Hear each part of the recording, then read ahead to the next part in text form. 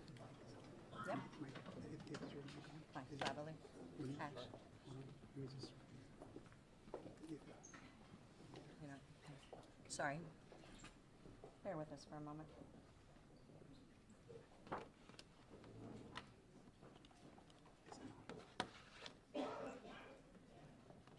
Want to talk? Yeah, can you turn it off? Yep. Testing. Turn it off. Just, I guess just. Yep. Okay. Can you hear me? Good. All right. Bear with me for a second.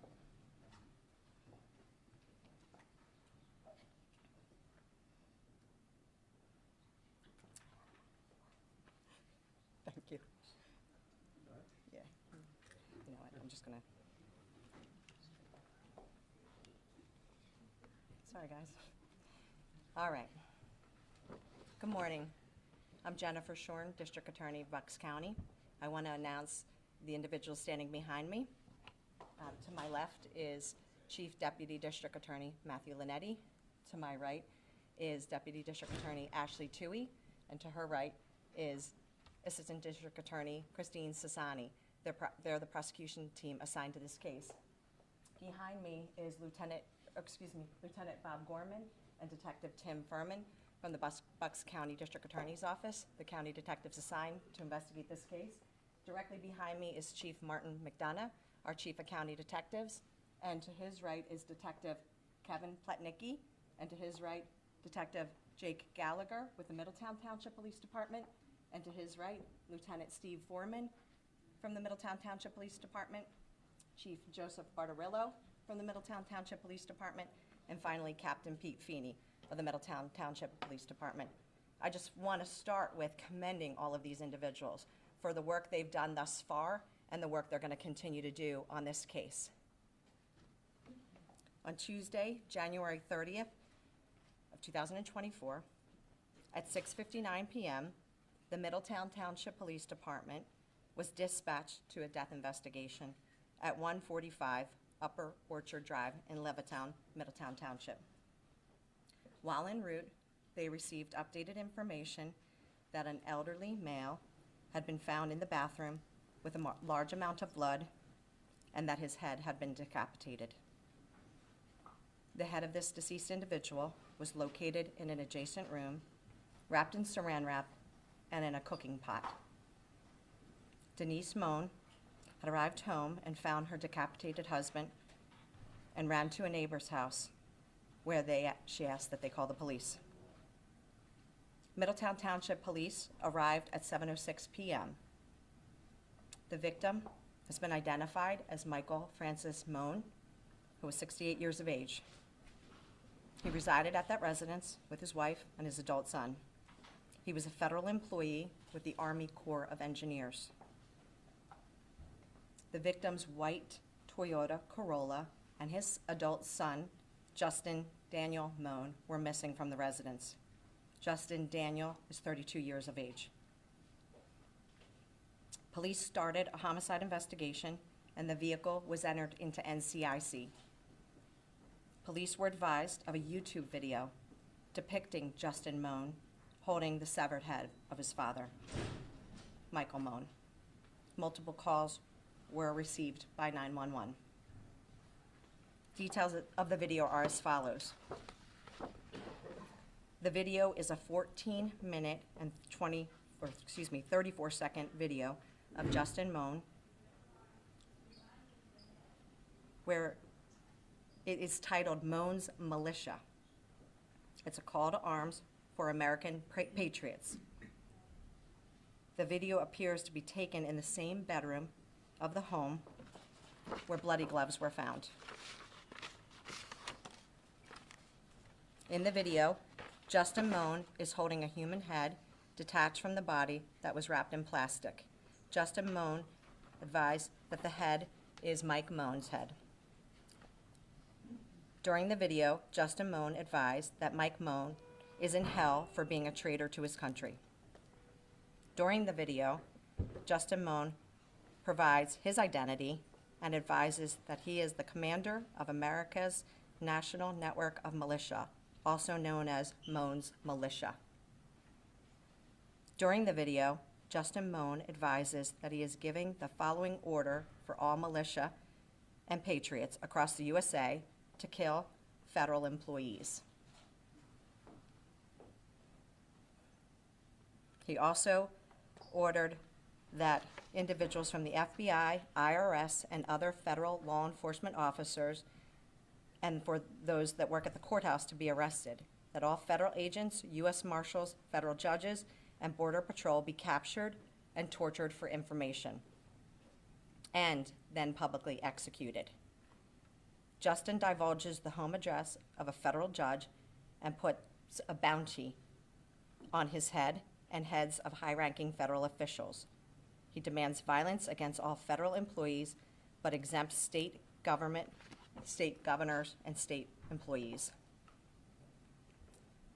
The suspect phone was pinged, and it was, again, an outstanding effort by law enforcement to work in such a expeditious fashion, pinging the defendant's phone and identifying his location.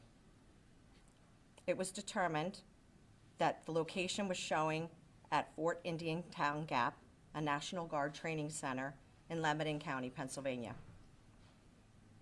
The suspect drove his vehicle to this location. He climbed a barbed wire fence. After he drove his vehicle past the barricades first, exited his vehicle, climbed a barbed wire fence, and entered the secured military installation. Fort Indian Town Gap Police Department were notified of the ping in their jurisdiction. Shortly thereafter, Fort Indian Town Gap Police Department and the Pennsylvania State Police located Justin Mohn trespassing on governmental property. Justin Mohn was taken into custody without incident. The defendant had a loaded Sig Sauer 9mm handgun on him, and it was loaded, as mentioned, missing one round. Justin Mohn was taken into custody. The defendant stated he went to Fort Indian Town Gap in an effort to mobilize the PA National Guard to raise arms against the federal government. He also indicated that he wanted to speak to Governor Shapiro to join forces. The autopsy of Michael Mohn was conducted on Thursday, February 2nd, by Dr. Ian Hood, forensic pathologist. It was determined that Michael Mohn suffered a gunshot wound to his head and then was subsequently dismembered, and that the mechanism was the use of a knife to sever limbs and tendons, and then ultimately a machete to sever his spinal column. This investigation, again, I can't speak more highly of the work that was done by my colleagues and fellow members of law enforcement. They identified the fact that the defendant purchased a firearm the day before murdering his father.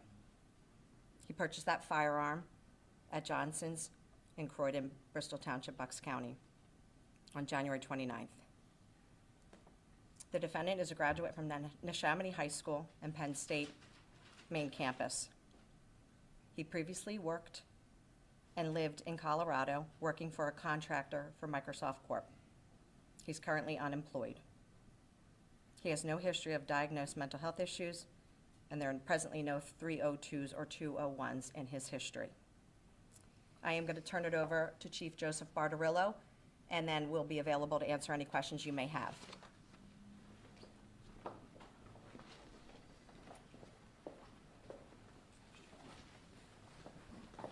Good morning, everyone. I'm Chief Joe Bardarella from the Middletown Township Police Department. So I want to start off just by saying that me and my entire police department, our hearts ache for the Mohn family.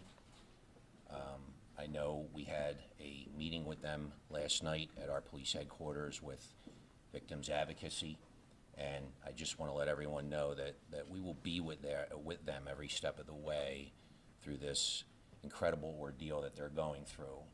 And also our Upper Orchard community, which is one of our small communities within our Levittown section of our township, you know, as the whole community mourns and aches over this, that our police department will be right there with them as they recover, you know, on the road to recovery from what they've had to experience. You know, the family was very well known, had a lot of neighbors and close friends that really cared about them. So I just want to put that out there first and foremost.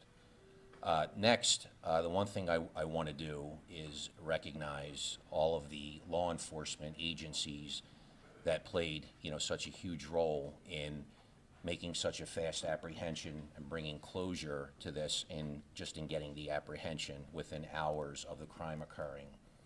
We were discussing that if Justin hadn't been apprehended, can you imagine the manhunt that would have been underway, shortly thereafter, and how everything would have been focused on finding him and how the entire community would have been in a state of panic. So one of the things I want to do right now is just praise our law enforcement. From my police department, our detective sergeant, Zach Brocious, he's the one that actually did, they call it the ping. I say tracking Justin's cell phone and pinpointing where he was. Two of our detectives are here, our lead detectives on the case, Jake Gallagher and Kevin Platnecki, but all of our detectives were at the scene that night. And that was our first priority, getting to the scene, preserving the scene, but then locating Justin, who went quickly from a person of interest, obviously, to the suspect. And with that, police department that I'm learning more about every day, the Fort Indian Town Gap PD, who did an incredible job of rapidly responding when we called them and told them that we had a general idea of Justin's location based on cell phone tracking. They located, Fort Indian Town Gap Police Department located his car first, and then later on, based on continuous cell phone tracking, were able to locate and detain him without incident. I don't know the full circumstances as to where he was detained. I think he did climb over a fence and get into the fort. He might have been armed, but you have to ask their police department about it. I'm very grateful to the Fort Indian Town Gap PD for the outstanding work they did in getting that apprehension as quickly as they did. So given that, I do want to thank them, and also Pennsylvania State Police. And in addition to our police department, we're very blessed to work in a county where we have an outstanding relationship, and we do a lot of mutual aid and we assist each other. We're 39 small police departments, 43 law enforcement agencies, supported by what I think is the best district attorney's office in the state. So I want to thank District Attorney Shorn, Chief of County Detectives Martin McDonough, and his entire staff, and also our coroner's office as well, for their incredible support in helping us process the crime scene and being there to provide the additional resources that we needed in order to handle, what has become, a very significant event and case that's gaining, national, if not worldwide attention. So I just wanted to make sure that I thanked, everyone who supported us through this. So our detectives were on it from the start, and they're still working. We've been very busy, and we're going to continue to be busy, as we continue to work through investigating this case. It's not over just because an arrest was made. There's still a lot of information that has to be done to ensure, that we move through with a successful prosecution. So with that, I really don't have anything else to add. Hang on one second. I don't have anything else to add. So I want to just defer to District Attorney Shorn first, if she wants to take questions before I do. Thank you. Okay. Thank you, Chief Bartoletta. DA, does he indicate to you what sets him off to kill his father Tuesday night? So I've shared the information that I'm able to share at this juncture. As you know, this is an ongoing investigation with the most talented members investigating this case. I can't speak to anything further beyond what I conveyed thus far about statements made. Jen, is there any evidence he was a member of a militia? Obvious, Or had militia ties? obviously, I think his online manifesto speaks for itself at this juncture. Again, this is going to be an ongoing investigation for months, and we'll continue to investigate this through the successful prosecution with this team present. Jen, how concerning is this to you and everyone out there that this was up online, as long as, with the calls for violence that were out there, that it was up as long as it was? That was incredibly concerning. I mean, obviously from an evidentiary value, that video is very important, and we need to have possession of that. But it's quite horrifying how many views we understand it had before it was taken down. Obviously, we were able to capture and secure that video because it's pretty self-explanatory as to who's responsible, although these are allegations at this point. So that's very concerning. And I got to tell you, Jim, when to Chief Bartoleta's point, the fear of what this could have been, I know that Chief McDonough and I were expressing that night. I know Chief Bartoletta was living it that night, and it was thanks to this outstanding collaboration of the men and women in law enforcement And also, I should mention, the U.S. Marshals assisted in making sure that individuals named were safe. But that was the reassurance that we all needed to know that we're safe and that this case will be prosecuted. Do you know, was he a legal buyer of that gun that he buys the He was. day before killing? He was. There was nothing legally precluding him from purchasing that gun. In fact, our investigation has revealed that he surrendered his medical marijuana card so as to be eligible to legally possess a gun. That also shows you the clear state of mind that he was in, having planned what he ultimately carried out. Has he had a mental health evaluation yet? I'm sorry, I can't speak to that. Did anyone have any interaction with YouTube, and what was that like in terms of a protocol to get that video down? Are you referring to anyone present team here? 1 second, please. Do you know if anybody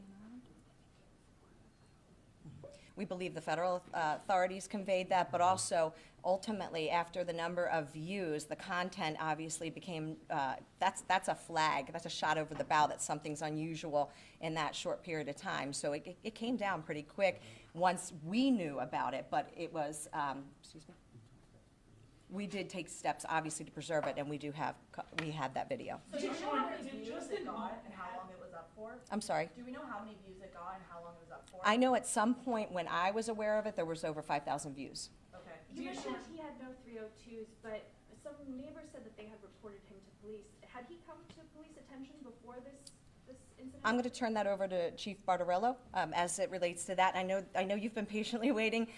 Is it a separate, same question? Then I'll step aside.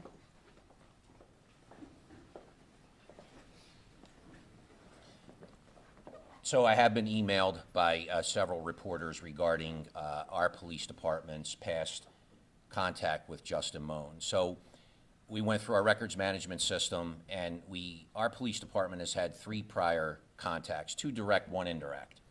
One was in 2011 when Justin was 19. He had an argument in his home driveway with someone. There was nothing criminal there, and that was resolved. One was in 2019. Justin reported that he received a threat from someone at Progressive Insurance in Ohio because he was suing them and just wanted a record of it.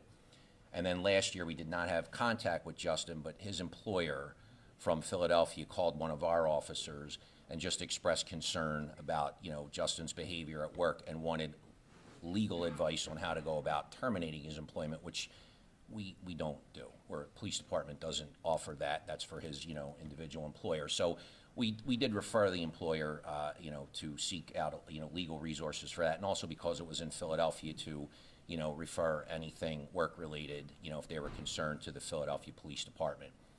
That's the only contact. I know we keep hearing that police were outside of his home at various times, outside of, what I just mentioned. I can only speak for the Middletown Township Police Department. We were not. Did he have a history of threatening the judge that you mentioned in the YouTube video? Not that we're aware of. It was never reported to us. Chief, when the employer calls and says, I need legal advice how to fire this cat, does that prompt you to go to him? Do you have any contact with him after the employer We didn't go calls? to him after that because the officer asked if, was there any criminal action on his part, or any threats made or anything like that. I think there was concern over, I guess, what Justin was writing, some novels that he was writing, but we did not have contact with him after that. No, direct contact. Based on what the information that the officer gathered, and what the decision the officer made, no, I don't think we needed to have contact with him after I that. believe DA Shorn touched on his intentions out in Fort Indian Town Gap. I don't know if any colleagues with Gap Police were in contact with you. I just wanted to ask again if there's any way to know what he might have been up to and what the next few hours, had he not been caught, might have held. So you're asking I'm if, asking what his intentions right, were. so if we tracked him up there and he hadn't been apprehended, what he would have I know done? it's a hypothetical. I'm just asking, Right. in talking with him since arrest, Yes. what you believe his intentions So were. I have no idea what he said since arrest, and I wouldn't be able to share that anyway, and I don't know what his intentions were, except that he was armed inside a National Guard base, so Do you know if he's facing federal charges, if the feds are involved? I'm not sure. Question to DA Joy or Chief. Sometimes with these these online internet calls, there's some sort of dark web incel culture. Do we have any indication that anyone took his call seriously? Did he have any sort of online support in what he was calling for?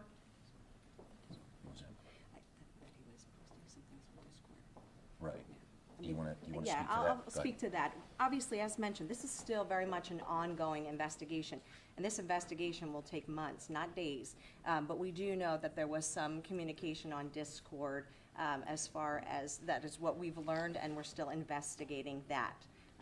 So as it relates to some of the things he conveyed in this video and his beliefs and position, the one thing I want to state again is it was evident to us that he was of clear mind in his purpose and what he was doing. Aside from what his beliefs are, he was of clear mind doing this, and that's an important fact to us in this prosecution. DA, do you expect you'll have a defense attorney claiming that he was insane, that he's a mental, so your argument is being made right here. Your Well, view, clear mind, got rid of his marijuana license, got a gun, he knew what he was up to. Anytime we have a murder case, we anticipate what issues we may face in the subsequent prosecution.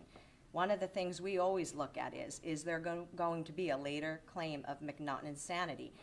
That is a very specific definition where somebody is unaware of the nature and consequences of their actions. Not that they're perhaps what the common term crazy is, but it is a very specific terminology. And I can state with the evidence we have gathered thus far, this individual was acting with clear mind, aware of his actions, and proud of his consequences. Aren't you in position to cut your father's head off? I mean, isn't that an insane act? There is a complete and utter difference between what we would term, that person's crazy, to what is legal insanity. And that will be evident later when we prosecute this matter. Forgive the question, but if I'm not mistaken, you said that Mr. Mohn, the father, also had limbs?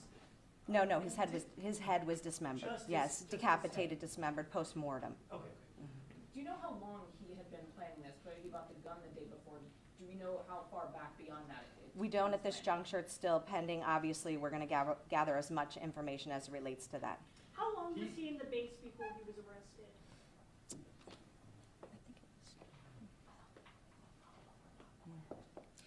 We don't believe it was that long. I'm sorry.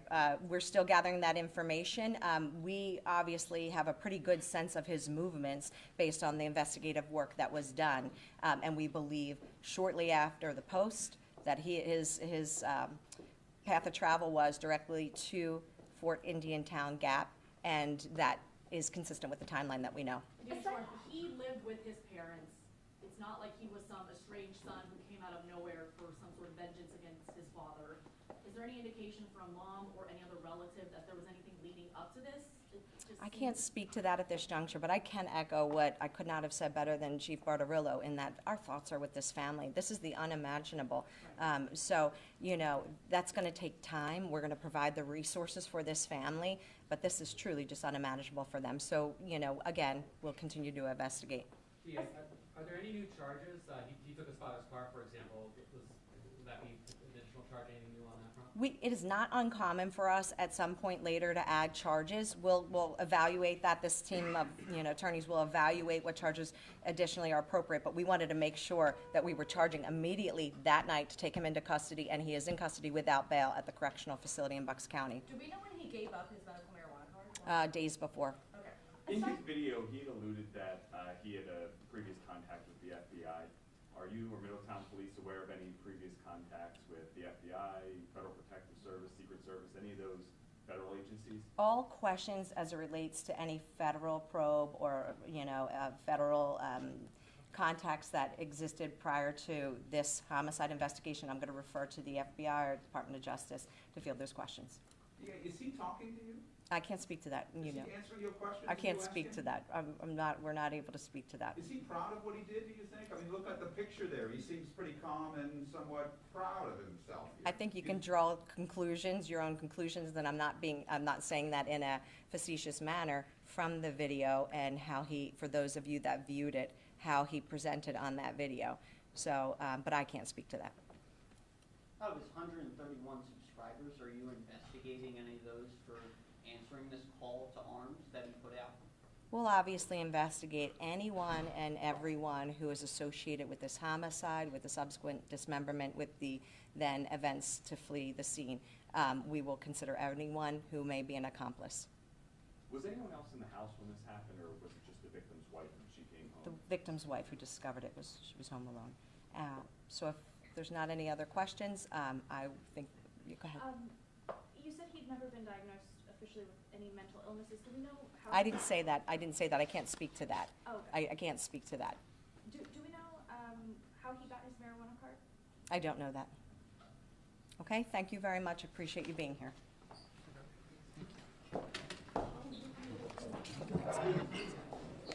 We'll go downstairs.